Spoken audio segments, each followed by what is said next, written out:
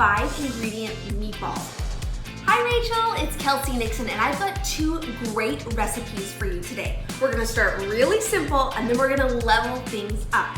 We are gonna start with my 5-ingredient meatballs. And you heard me right, yes, only 5 ingredients, which are ground pork, there's an egg, some Italian breadcrumbs, a little bit of grated Parmesan cheese, and some grated onion. Now we're simply gonna mix all of this together, and anytime you're making a meatball, you wanna make sure that you do not overmix your mixture.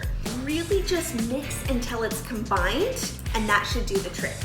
So whenever I make my meatballs, I like to pull out this handy dandy tool. Now, you might think it's a cookie scoop. It's also a meatball maker. This is such a good tool to have in the kitchen because as you make your meatballs and you portion them, they are all the exact same size. So what you're left with is about 20 meatballs. These are gonna go in an oven on a low broil for only 8 to 10 minutes. Now Rachel, while the meatball magic is happening in the oven, I'm gonna pull an entire dinner together for my family. I'm gonna pop some spaghetti in a big pot of boiling water. I'm gonna pull out a Caesar salad kit, and whether you've got homemade marinara sauce that you can pull from the freezer and heat up, or use a favorite jarred sauce, I'm gonna get that going so that once the meatballs come out, I can smother them in sauce. I also like to chop a little fresh parsley that's gonna go on top of my meatballs, and then grate some fresh Parmesan cheese.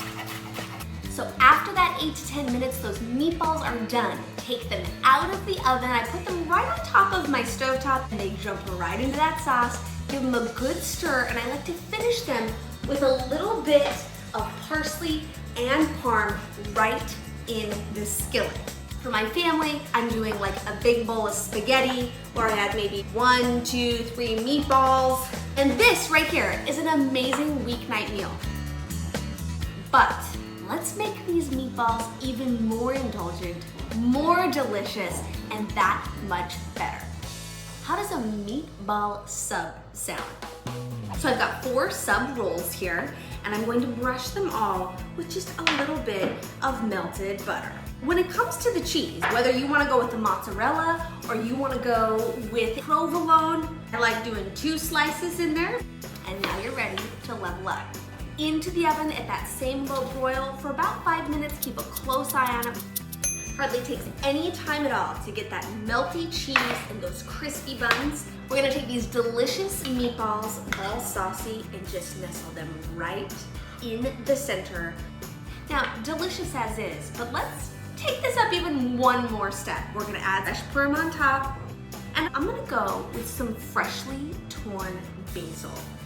Now, if this meatball sub doesn't classify as leveled up, then I'm not sure what does.